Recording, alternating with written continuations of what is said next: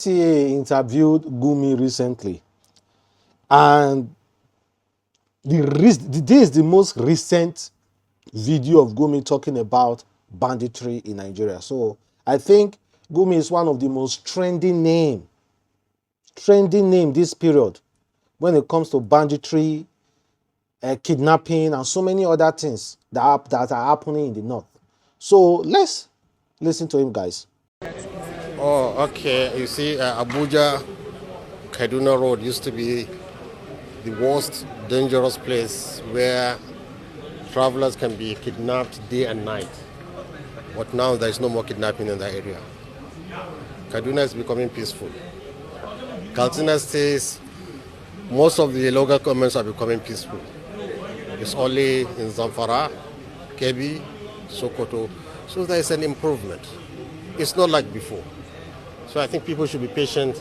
I think the government is taking the right step. So we have some cases of insecurity in Kwara State now, and it wasn't so there. How these are sporadic cases. You can never ever eliminate terror completely. In America recently, one Nigerian killed his father and injured his two sisters. Will I say that America is not safe anymore? No. You have sporadic cases. So, but generally the picture is improving. And I think Nigerians should be patient. Things will get better. So what do you have to say about the threats issued by President Donald Trump? Yes, you see, if truly he wants to help Nigeria, that is not the language he used. It's a language of indignation, language of abusing us, threatening us, disgracing us in the political and worldly arena. If you want to help people, you don't abuse them. There's nobody who can take this kind of abuse and indignation from a foreign country. So why delivery of man? You said Economic, the way they because the same way they are threatening Venezuela now, and they have their worship there, on the pretext that they are going to fight drug barons. What has drug barons got to do with the presidential palace or the military? So they always have a pretext. They always have a reason. But it's not Christianity. Now, Christians in Palestine are complaining of attack from Jewish community. Churches were destroyed, but America is not going in there, it's supporting the Jews. So for America to use religion, it means it has an ulterior motive, which we should all be careful. We Muslims and Christians, we are living very fine in this country. Just tell me in Ibadan, is there any animosity between Muslims and Christians? There is not. So how can we allow a foreigner, a colonist, an imperialist to come and divide us on false pretense and when we know they want our resources? Let me tell you one thing. Zamfara State, I'm from Zamfara State. There is a lot of gold in Zamfara and other minerals. It's not only the southern state they are greedy about, even in the north. There are a lot of rare minerals, lithium and other things, cobalt, that they want. So when they come and divide us, we become so weak, we cannot protect our nation, and they take away. When you go, there's one in the past, one very religious Christian who went to London. He said when he went to London, he was shocked. They came here preaching about this and that and that. When he went there, he saw that they are just enjoying their lives.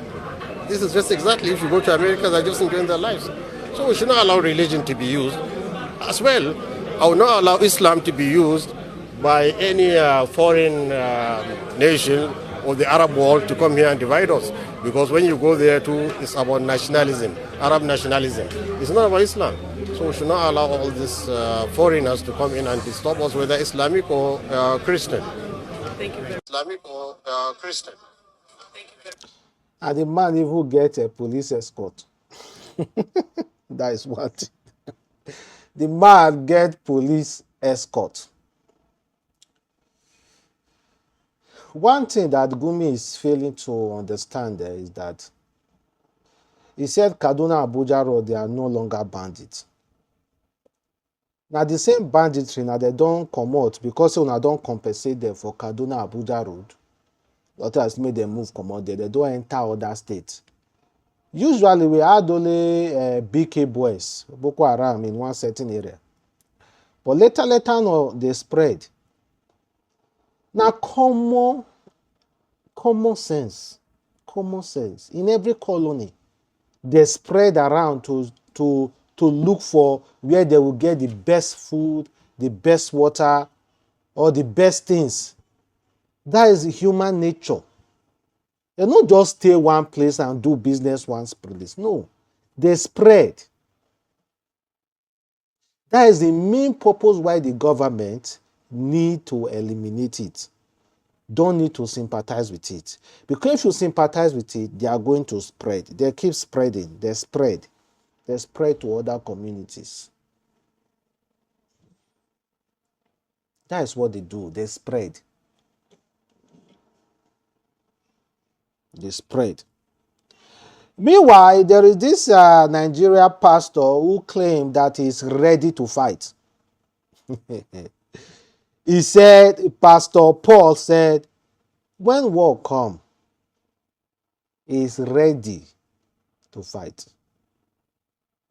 I certainly hope that Nigeria doesn't have to go to war. It's a nice way to greet the church, huh?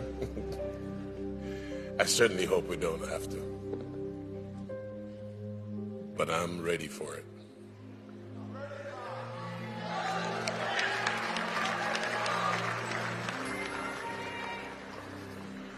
Can't discuss those things because there's still dialogue going on, and it's two civilizations globally fighting. Nigeria is just one of the fronts. That's important to understand.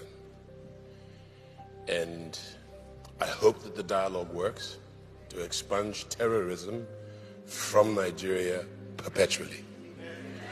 And it's going to take a lot of brain, battle brawn, and some brilliance in negotiation. But I really don't believe that you negotiate with terrorists.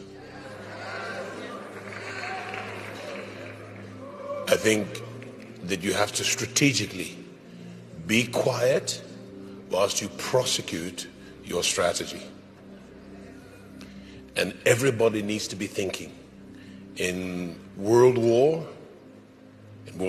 whose battle theater was the United States, and it was the biggest single onslaught in the Western Hemisphere, 9/11. America was not going to have the theater of war stay in the United States or in the North Americas. So the Battle of Terror moved to Europe, smaller skirmishes, France, the European continent itself, and they said, we don't want the terror on our shores either. Where do you think the terror went to? Africa. And that really pulverized. Okay, that is coming from Pastor Paul. And honestly speaking, guys, I think as a country, because of this world order, I think everybody should be ready for possible war. Yeah, every country in the world should be ready for, because if you check the international news and see what Russia, Ukraine, United States, Israel, and everybody is doing, there's possibility. There is a 20% chance, 20% possibility that it might go crazy tomorrow. You know, it can move from 20% to 100% possibility that the world might go crazy tomorrow. Everywhere will scatter, world don't start. So if you really are looking into things really, really well, not just partying, enjoying your life and eating, you will know that you should be ready for any possibility. You should be ready for any possibility. But not the possibility of bandits, when we can easily tackle that. Because the government are not allowing the citizens to protect themselves. That is one thing. The government are not allowing the citizens to protect themselves. If they allow the citizens to protect themselves, then I think we can say, okay, we are already ready for any possibility of war. Well, you heard from Sheikh Gumi, and also you heard from Pastor Paul. Sheikh Gumi said there is nothing like Christian and Muslim having issues in this country. Well, Sheikh Gumi is just a Nigerian, one person. You understand? And we have many other opinions that matters. Sheikh Gumi opinion also matter, but every Nigeria opinion matter. So if we can do census now and say, okay, is there Christian and Muslim issue in this country? Honestly speaking, I will say we do not have Christian and Muslim issue in this country. I have a lot of Christian followers. I'm a Muslim. They regard me and I regard them as well. I have a lot of Christian brothers and sisters. Blood, oh. I'm a Muslim and they are Christian. And they regard me well and I regard them well. So many other places as well. But I think we have issue about elites trying to enforce issues for their political gain, trying to enforce issue between Christians and Muslims just for them to gain politically. That's the issue we have in this country. So bye, guys.